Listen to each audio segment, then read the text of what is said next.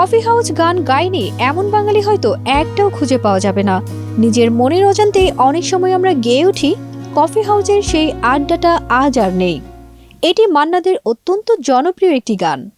Coffee হাউসের সেই আড্ডাটা গানটির গীতিকার গৌরীপ্রসন্ন মজুমদারের কথায় সুর দিয়েছিলেন নচিকেতার পুত্র সুপর্ণকান্তি ঘোষ। গৌরীবাবু লিখেছিলেন দুর্দান্ত। এই গানটির জন্মকাহিনীটি গল্পের মতো। সময়টা 1983 সাল।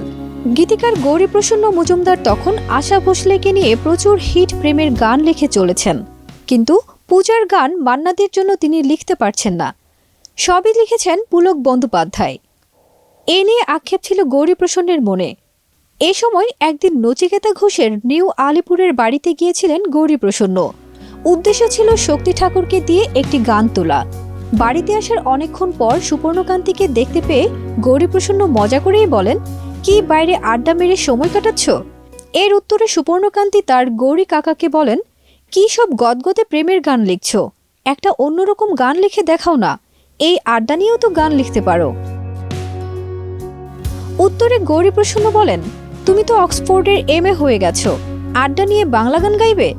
সুপর্ণ এবার বলে, কেন নয়, কফি হাউসের আড্ডা নিয়েও তো একটা গান লিখতে পারো। গৌরীপ্রসন্ন এবার বলেন, তোমার বাবা নচিকেতা ঘোষ কি আর সেই গান গাইবেন? তর্ক চলছে। এর ফাঁকেই গৌরীপ্রসন্ন মনে মনে তৈরি করে ফেলেন দুটি লাইন। এরপরেই সুপর্ণকান্তিকে বলেন, লিখে নাও, কফি হাউসের সেই আড্ডাটা আজ আর নেই, কোথায় হারিয়ে গেল সোনালি বিকেলগুলো সেই। সুপর্ণও সঙ্গে সঙ্গে দুটো লাইনের সুর দিয়ে শুনিয়ে দেন।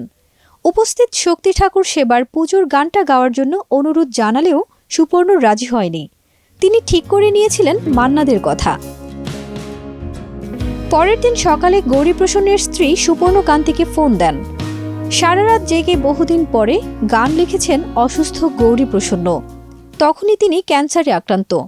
দুদিন পরে গানটা নিয়ে হাজির, কিন্তু শেষ স্তবক যোগ করার পক্ষপাতী ছিলেন না গৌরীপ্রসন্ন। সুপর্ণকান্তি চান যোগ করুন একটি স্তবক।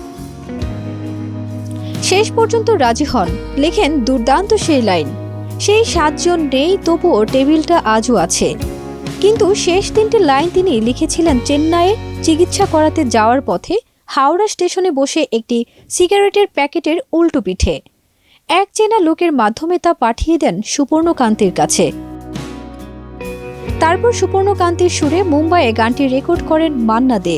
তৈরি হয়ে যায় ইতিহাস। ফারজানা নিকিতা, দেশ রূপান্তর।